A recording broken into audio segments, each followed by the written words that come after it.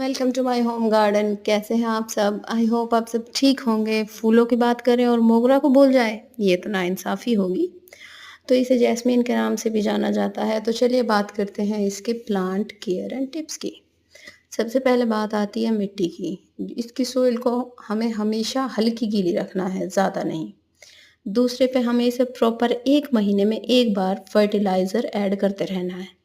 वो fertiliser vermi compost या फिर डीएपी हो सकता है। ठीक है? और इसको आपको फुल सनलाइट में रखना है। फिर देखना ये आपको कैसे भर-भर के फ्लावरिंग देगा और इसकी खुशबू बहुत अमेज़िंग होती है और इसे हम बहुत सारी चीज़ों में इस्तेमाल करते हैं। गजरा बनाने के लिए, फूल, माला आदि चीज़